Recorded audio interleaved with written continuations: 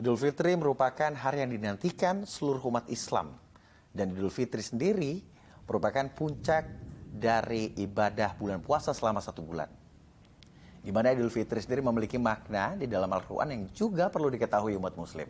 Untuk itu, kita akan membahasnya bersama Kiai Haji Marsyudi Syuhud selaku Wakil Ketua Majelis Ulama Indonesia.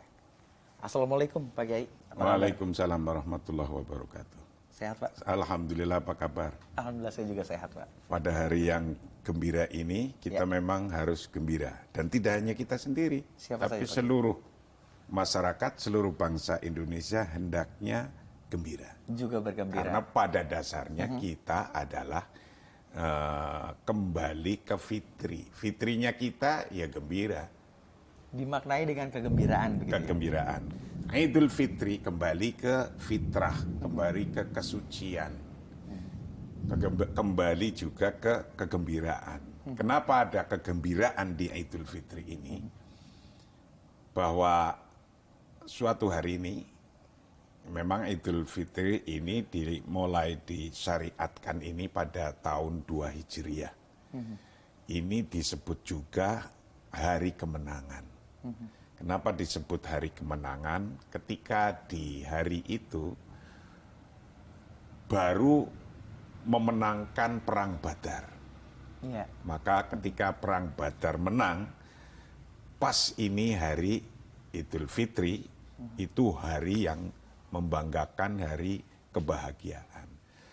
Tapi selain itu pula bahwa kita itu menang karena kita telah melakukan ibadah yang tidak mudah atau yang tidak ringan.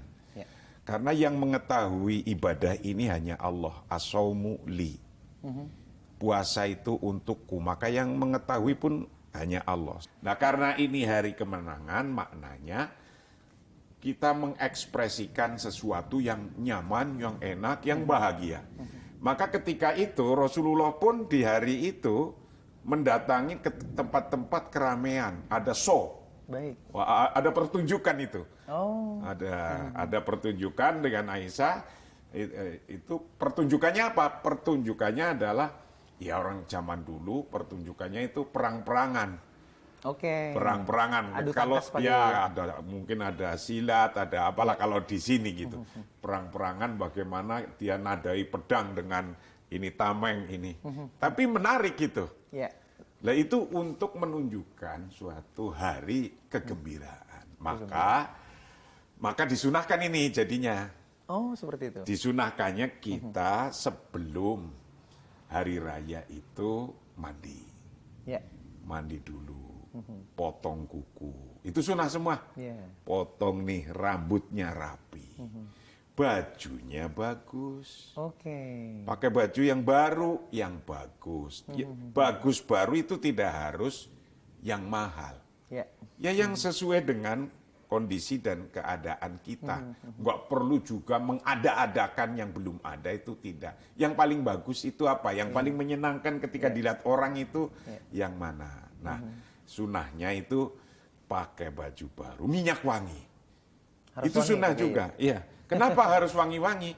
Karena akan berkumpul banyak orang. Ya, bajunya bagus, penampilannya bagus, bersih, wangi, kan menarik. Namun disunahkan juga ketika sebelum berangkat ke masjid itu sudah sarapan dulu. Sarapan dulu di rumah. Nah itu sunnah. Nah ketika sudah sarapan, udah pakai baju, baru berangkat ke masjid. Oke. Nah, itu pun ada ajarannya lagi. Karena setiap perjuangan menuju ke masjid sholat itu setiap langkahnya ditulis pahala. Baik.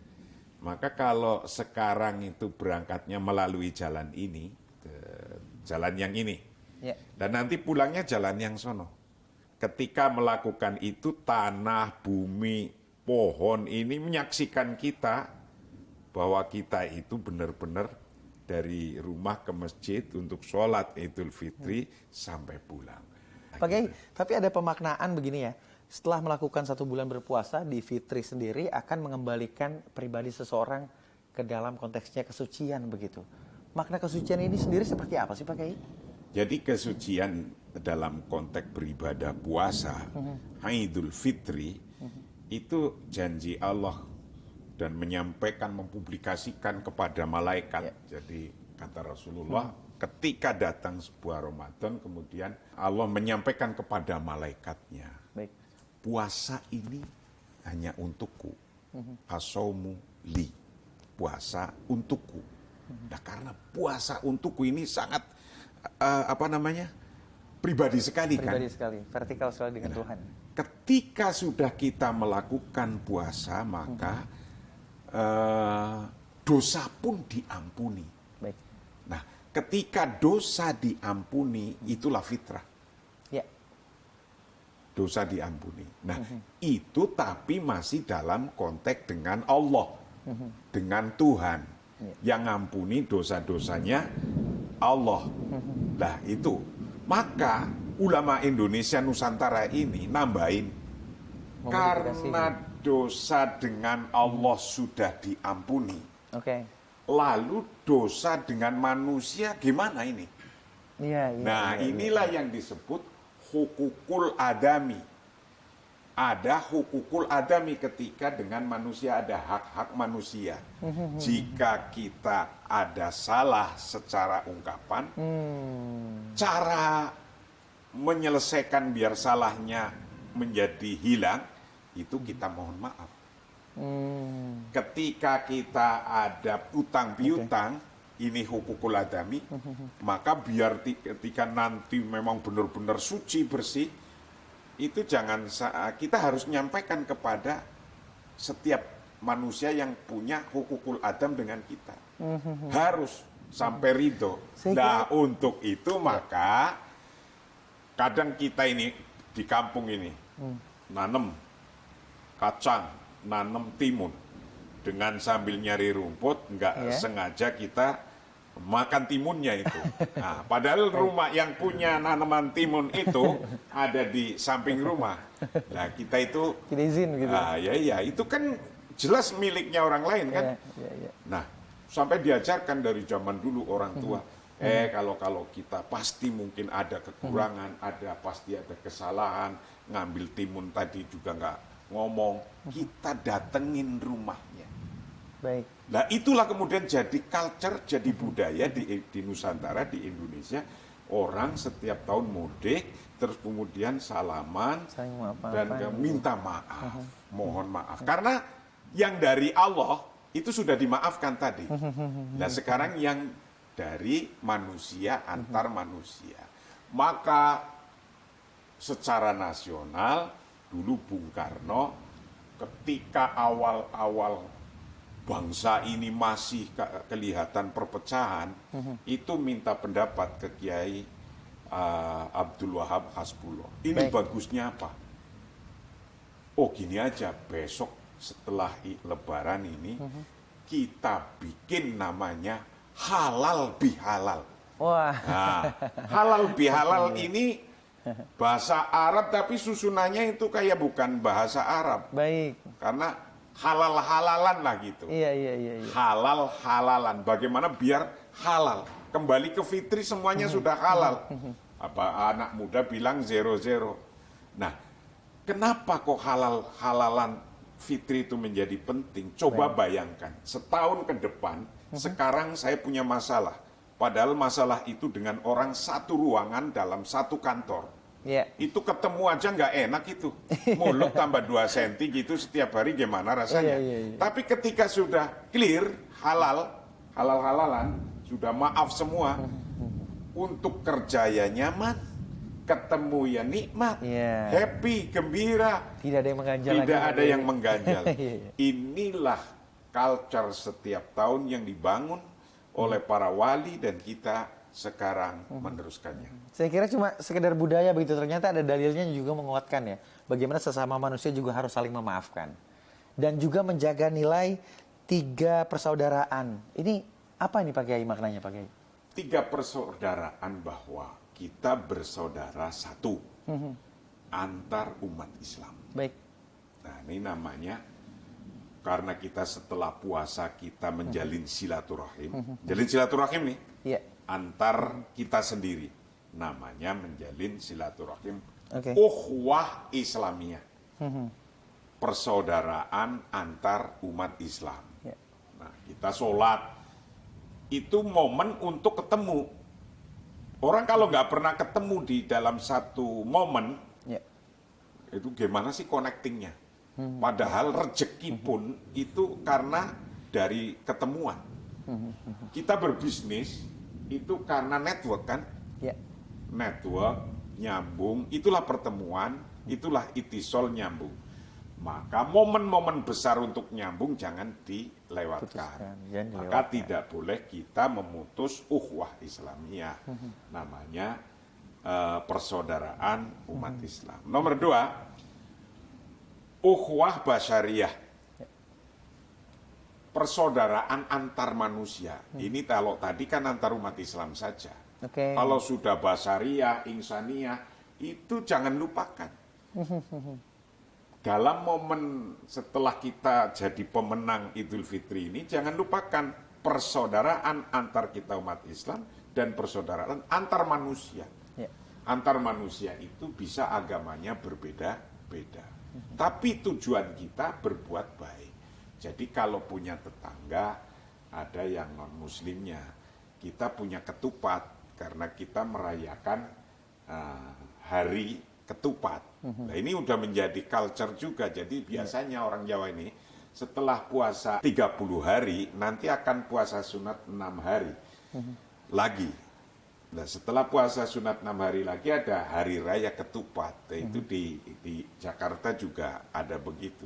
Masih Ya walaupun jangan dilihat cuma yang dikasih ketupatnya Ketupat, itu gitu ya. umat Islam saja, semuanya. Iya. Keluarga yang di kanan kiri yang itu kasih ketupat Biar juga apa merasakan dan kenikmatan. tidak harus ketupat, ini lambang saja gitu. Ya, simbol. Artinya untuk menjaga tali persaudaraan ini menjadi penting. Iya. Karena dalam muamalah itu berhubungan dengan satu orang dengan orang lain itu tidak dibatasi dengan siapa. Tidak harus umat Islam dengan Islam, nggak bisa hidup kalau hanya umat Islam saja. Apalagi seperti Indonesia yang beragam Iya. begitu Pak Kiai. Yang menciptakan pesawat siapa, Iya. yang mendirikan, yang punya IT siapa, kan tidak hanya umat Islam kan? Iya. Nah, ketika muamalah harus connect berhubungan dengan orang lain. Itu nomor 2 menjaga ukhuwah basyariyah. Tapi yang terpenting ini, ketiga, Apa tuh Pak Kiai? ukhuwah watoniyah. Watoniyah. Menjaga, jadi dalam momen Idul Fitri ini harus tetap bagaimana menyatukan dan menjaga persaudaraan sebangsa dan setanah air. Baik. Mendekati bicara soal pemilu Pak Kiai, kita tidak bisa meninggalkan di mana ada kontestasi politik, pasti di situ ada polarisasi. Berkaitan dengan yang poin terakhir yang tadi Pak Kiai bahas, bagaimana Pak Kiai ketika polarisasi ini sudah terjadi, mungkin Fitri apakah bisa menjadi momentum bersaudara? Tapi jangan dijawab dulu Pak Kiai, karena kita akan break terlebih dahulu. Pemirsa juga jangan kemana-mana, tetap di Halo Indonesia.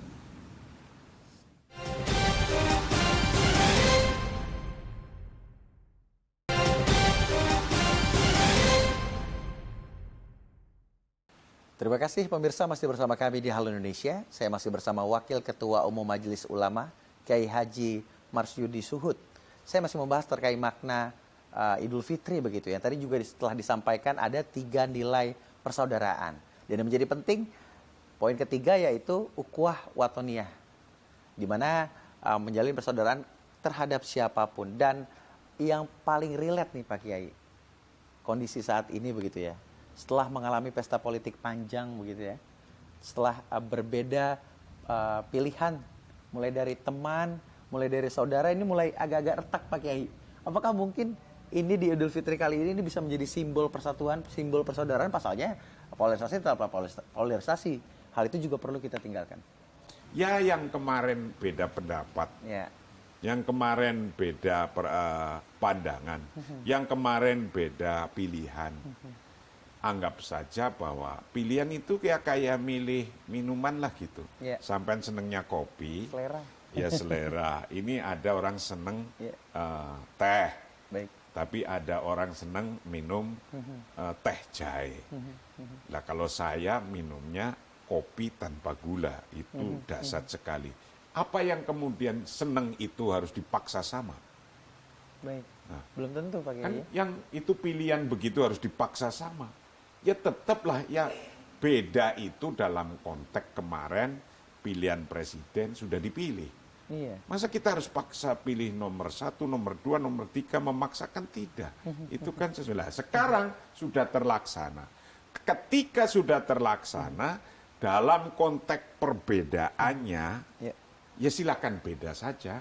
Tapi dalam konteks persatuannya, di sini letaknya. Bahwa sesungguhnya lakon soro amru daulah wabina'uha dorurotan minat dorurat. Sawa ungkana min jihati imaratil kaun am min jihati masolihi abnaiha. Membangun bangsa itu adalah suatu keharusan, kewajiban. Walaupun sebangsa itu pikirannya beda-beda. Ya. Pikirannya nggak sama. Ingin ini, ingin pimpinannya ini, gubernurnya ini, Pak Lurahnya ini, presidennya ini. Beda-beda. Tapi ketika sudah terpilih, siapalah nanti, ya kita sudah ngikutin aturannya. Aturannya sudah, kalau yang sudah bisa nerima ya alhamdulillah. Kalau belum bisa nerima ya masih ada jalan keluarnya ke MK. Nah nanti setelah ke MK, hakim itu sudah mutus ngeduk-duk, maka disitulah jatuh idza hakamal hakim rafa'al khilaf. Hukmul hakim raf'ul khilaf. Bahwa hukumnya MK mutus itu sudah nggak ada perbedaan pendapat lagi.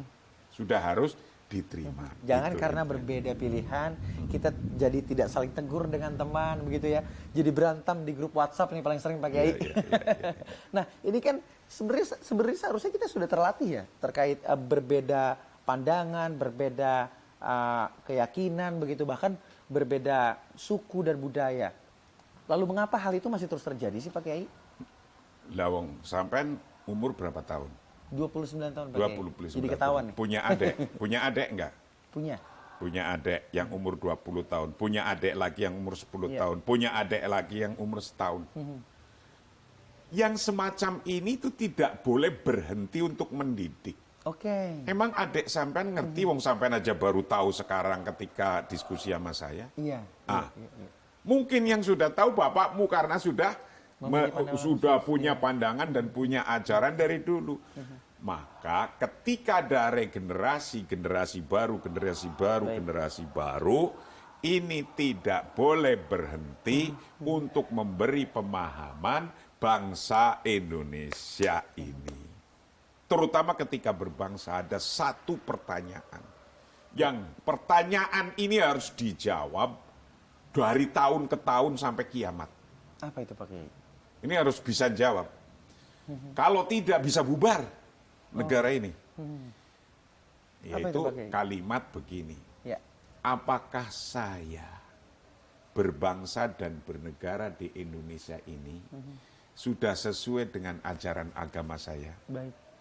Nah, ini penting. Seluruh agama bahkan yang bertanya begitu.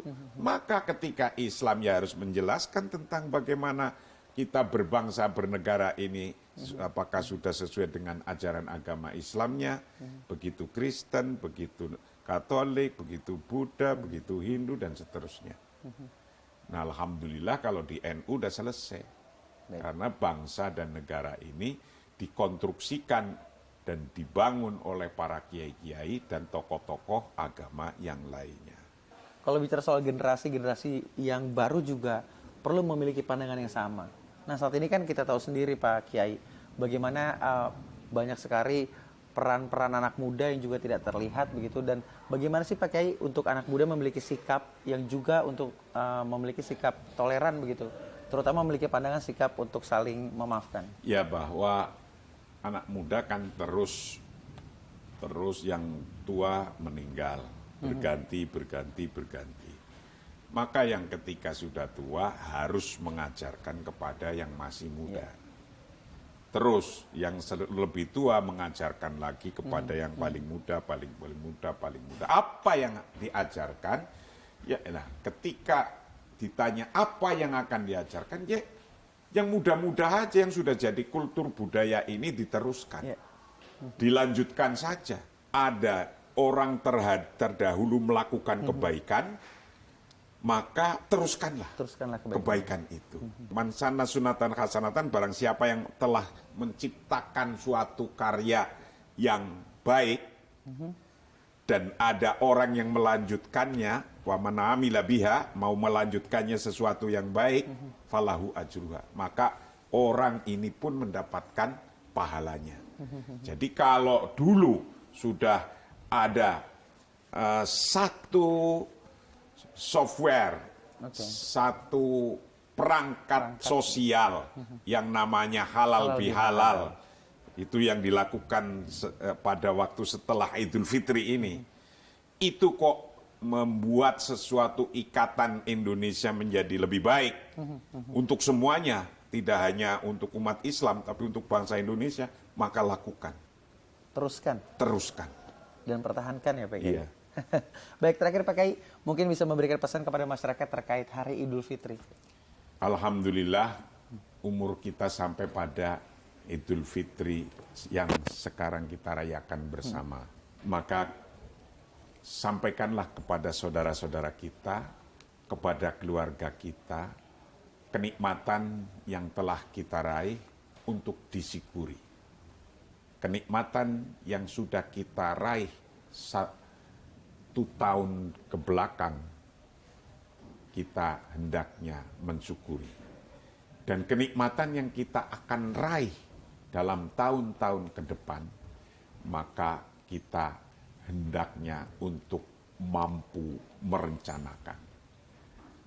Ketika kita masih bingung, apa yang harus kita laksanakan? Karena kadang-kadang di dalam diri kita, naro mala nurid. Kita melihat sesuatu yang kita tidak inginkan. Tapi juga sebaliknya, wanuri itu mala naro. Kita mengharapkan, tapi kita nggak bisa melihat. Kalau kita muter-muter di sini, maka kita akan terjadi fanafqodu kimata manaro. Kita akan kehilangan nilai dari apa yang kita lihat. Jangan sampai hidup ini kita kehilangan nilai. Maka ketika detik demi detik kita harus memutuskan. Ketika kemarin ada banyak perbedaan politik dan pilihan. Hari ini kita harus memutuskan. Keputusan yang terbaik adalah bagaimana bangsa Indonesia ini tetap bersatu, bangsa Indonesia ini tetap bisa membangun, bukan merobohkan. Baik. Terima kasih. Persatuan menjadi penting, terus membangun, tidak untuk menghancurkan Pak Kiai. Dari sini akhirnya kita bisa memaknai Idul Fitri dengan sesungguh-sungguhnya, bukan semata senang-senang saja. Dan selain itu, dengan mengetahui makna Idul Fitri, maka kita akan mendapat keberkahannya. Saat Ramadan telah berlalu, gema takbir pun terus bertalu. Hanyalah zikir sepenuh hati bagi Ilahi, pemilik semesta ini. Terima kasih Kiai Haji Marsudi Syuhud selaku Wakil Ketua Umum Majelis Ulama Indonesia. Terima kasih. Assalamualaikum warahmatullahi wabarakatuh. Pemirsa, juga jangan kemana-mana, tetap di Halo Indonesia, karena masih banyak lagi informasi yang menarik dan juga inspiratif.